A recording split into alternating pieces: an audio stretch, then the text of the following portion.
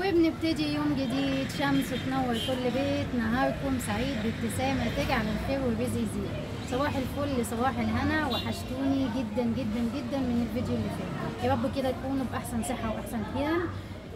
فيديو جديد وروتين جديد وروتين كله طاقة إيجابية. أتمنى كده تستفادي مني وكملي معايا لاخر الفيديو، وان شاء الله هديكي طاقه ايجابيه حلوه جدا تقومي تشتغلي وتشوفي اللي وراكي. النهارده عندنا روتين قوي، يلا بينا نبتدي. متنسيش تحطي لايك للفيديو، ولو انت جديده على القناه اتمنى انك تشتركي في القناه، واهم حاجه انك تفعلي الجرس عشان يوصلك اشعار من قناتي كل ما انزل فيديو جديد.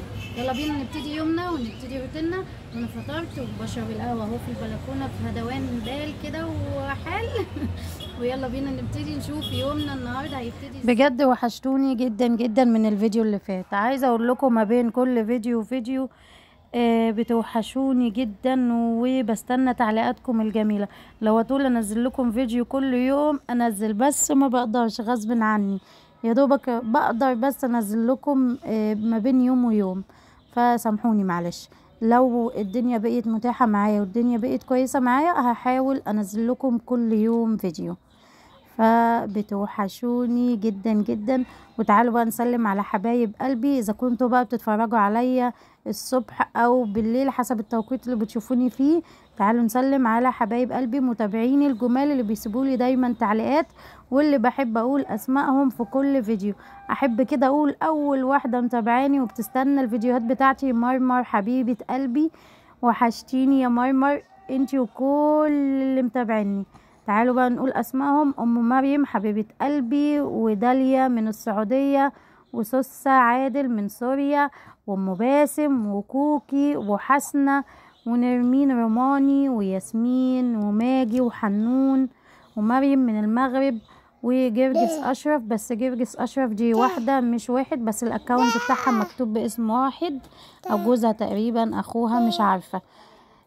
ومارينا عزت، وداليا مجدي من اسكندرية، وزهرة علي، وكمان ام امير، وهند من الجزائر. حبيبتي يا هند، اسمك على اسمي يا هند.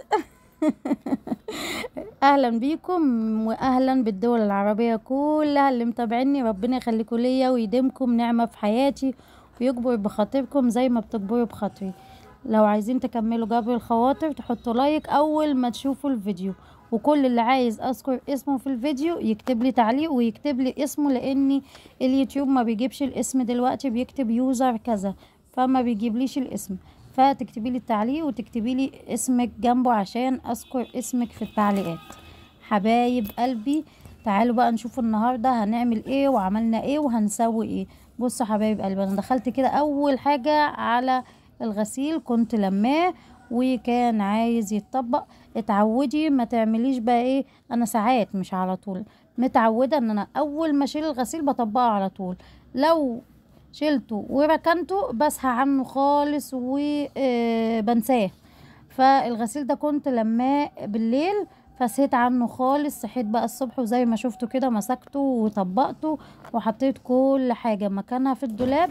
حاولي على قد ما تقدري ان انت لما تلمي الغسيل تطبقي على طول عشان ما تنسيش عنه وتنسي، لان انت مشغولياتك كتير في البيت، انتوا طبعا احلى مامز وطبعا بتتعبوا، وكمان يومكم بيبقى كله شقة وتعب في البيت مع الولاد، فالله يقويكم. فحاولي على قد ما تقدري ان انتي تنجزي كل حاجة في وقتها، بدل ما تتركن عليكي تبقي شايله همها بعد كده. يعني انا ما بحط غسله وما بشيلهاش من الغساله، اول ما تخلص وبنشرها بسهى عنها برضو وبنساها خالص، وبقول يا لهوي ده في غسيل في الغساله وانا ناسياه. دخلت بقى كده على اوضه الانتريه زي ما انتوا شايفين، بعد ما خلصت الغسيل وديته مكانه. قلت بقى ايه، اشيل الكسوه كده وانفضها تنفيضه حلوه وارجعها تاني زي ما كانت. الانترين دي طبعا انا مركبه الكسوه دي لما غسلتها من كام يوم، يا دوبك كان بس عايز ترتيب يومي. يعني انا الروتين بتاعي النهارده عاملاه معاكم روتين يومي مش اكتر من كده. ده الروتين اللي بعمله كل يوم اول ما بصحى من بدايه اليوم لحد اخره، فاهمين؟ فاول ما صحيت زي ما شفتوا عملت ايه، عملت الفطار وبعد كده شربت القهوه بتاعتي وابتديت يومي اللي هو ابتديت روتيني اليومي العادي اللي هو بروق كده وبنظم حاجتي وبروق الدنيا، ولو عايزة حاجة مكان عايز يتكنس بكنسه، وبخلي الدنيا نضيفة زي الفل. بخش بقى على المطبخ بشوف لو محتاج حاجة، شوية مواعين بشيلهم، شوية كوبايات عايزين يتغسلوا بغسلهم، بغسل كل حاجة. البوتاجاز لو عايز يدعك بدعكه، عايز يتمسح بمسحه. بخلي كده الدنيا زي الفل عشان لما اقوم كمان اعمل غدا تبقى الدنيا نضيفة معايا وزي الفل، فاهمني؟ فخلي روتينك اليوم على طول اول ما تصحي اهم حاجة ان انت تفتحي شبابيكك، دخلي كده الطاقة الايجابية البيت وطلعي الطاقة السلبية نهائي من البيت. خلي كده الطاقة الايجابية تخش بيتك والهوا كده يخش بيتك، فاهمني؟ فزي ما شفتوا كده دخلت على طول على الكنبتين وابتديت كده انفض الكسفة وارجع احطها تاني زي ما كانت، لانها من لعب الولاد وتنطيط الولاد. والله الانتريه برضه ده مش هيقعد، لان الولاد مش سايبينه، بيتنططوا عليه وخاربين الدنيا. فبحاول احافظ عليه على قد ما اقدر، يعني بالذات بين الكسوة اللي انا حطها. نفضت كمان الكراسي وهبتدي كده ارص برضو الترابيع على الكراسي. فاضل حاجة واحدة، الارض كانت عايزة تتكنس، فهجيب كده المكنسة وهكنسها كده كنسة حلوة. قلت النهاردة استعمل المكنسة العادية بلاش بقى الكهرباء. الكهرباء مشكلتها فيها حاجة بقى بتسخن الدنيا، بتطلع هوا سخن فبتسخن الدنيا، والجو حر فالواحد مش مستحمل، فهستحمل انا واستعمل المكنسة العادية، فاهمني؟ ف كده حلو. بصوا حتى يعني مش قادرة، ما بستحملش الحر خالص دلوقتي. فكنست كده وظبطت الدنيا، وهحط بقى الترابيزة بتاعتي، واخر حاجة هرش كده معطر في الأوضة، وكده ابقى خلصت أوضة الانتريه وبقيت زي الفل.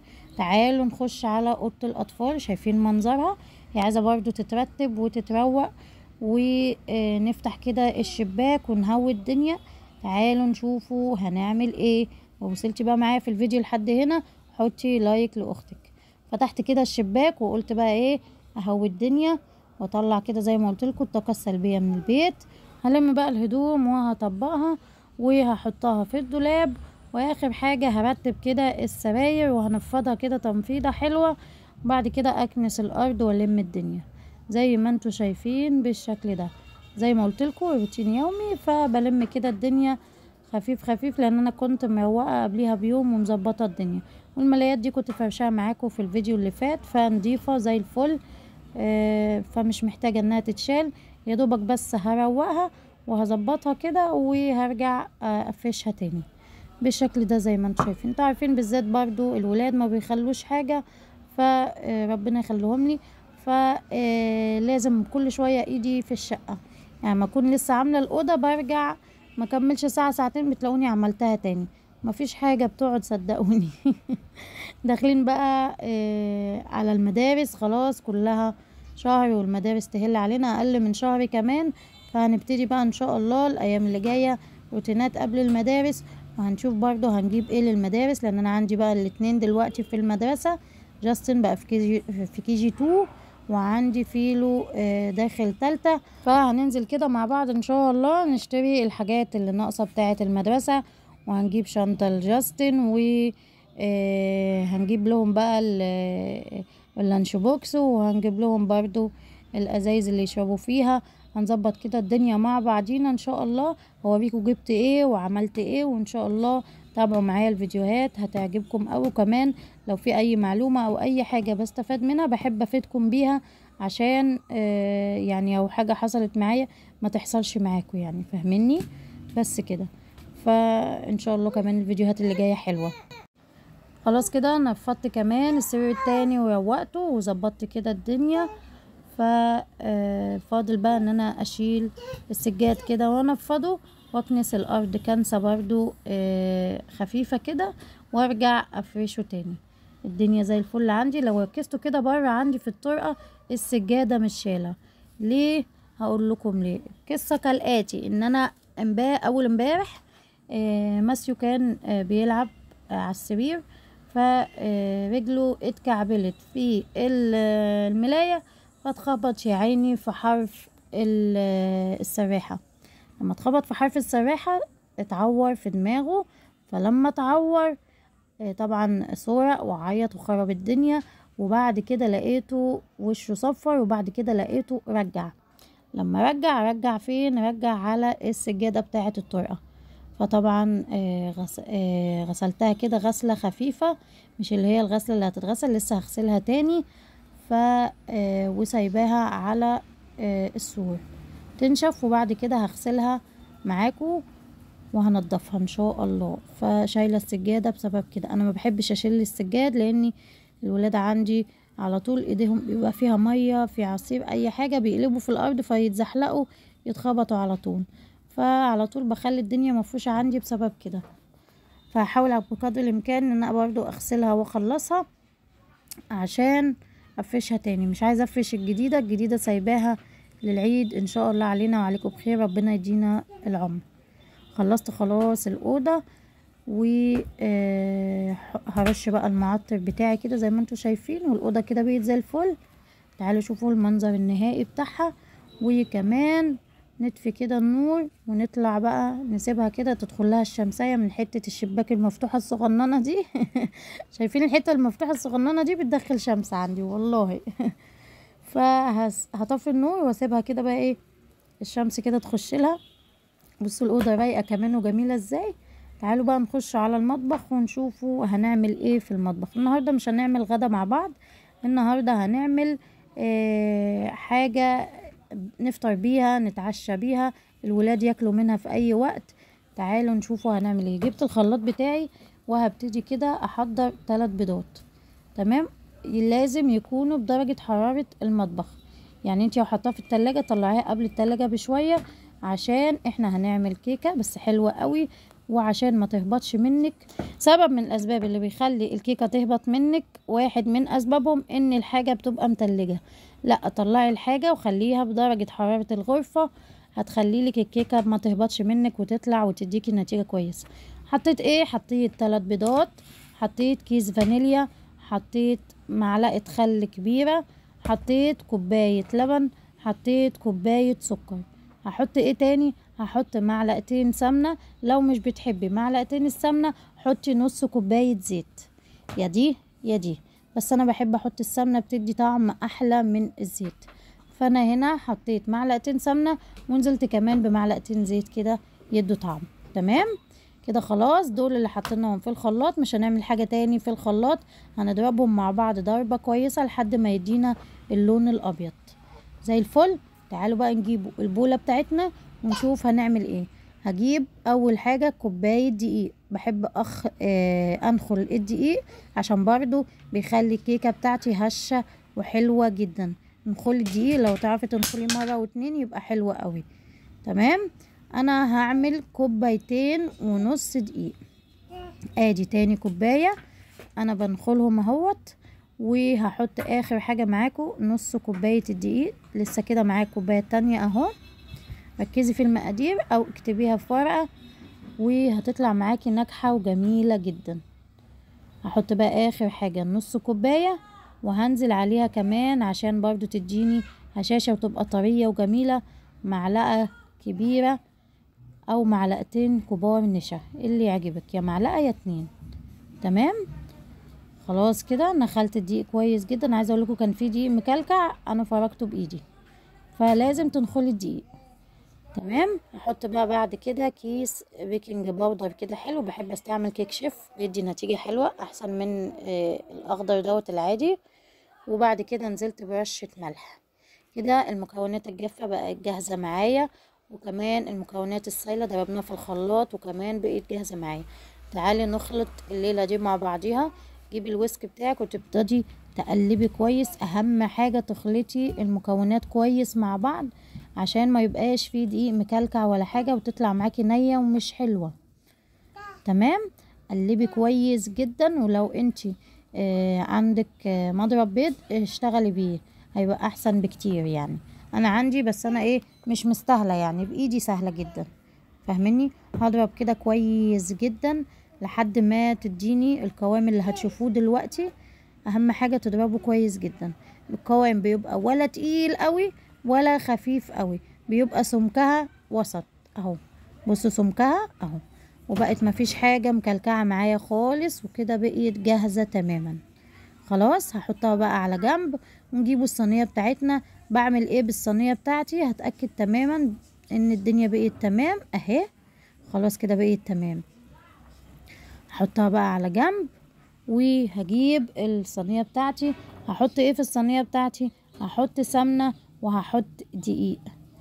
تمام اهو، دهنتها سمنة، واحط كده معلقة دقيق واوزعها كويس في الصينية بتاعتي. شوفي بقى الصينية اللي تعجبك اعملي فيها. انا بحب اوي اعمل في الصينية الالومنيا ديت، بتدي نتيجة احسن بكتير من التيفال والله. يعني انا عندي التيفال وعندي ديت، بحب استعمل دي بتبقى احسن بكتير يعني. فاهمين؟ اهو بس كده بقيت جاهزة معايا. هنزل بقى بالكيكة بتاعتي. لو حابة تعملي بالشوكولاتة او تعمليه على جزئين، نزلي نصها بس، والنص التاني حطي عليه معلقتين كاكاو ومعلقتين لبن، وقلبي كويس، وانزلي فوقيها بالطبقة التانية بتاعت الكاكاو. انا عملتها بس يعني فانيليا، بكتفي بكده. هدخلها الفرن. هتخش معايا الفرن، دخلت على درجة حرارة 180، خدت معايا تلت ساعة. انا بعمل ايه؟ النار بتبقى عالية الاول، بعدي كده اول ربع ساعة، وبعد كده بهدي النار عشان تكمل سواها وما تبقاش نية من النص.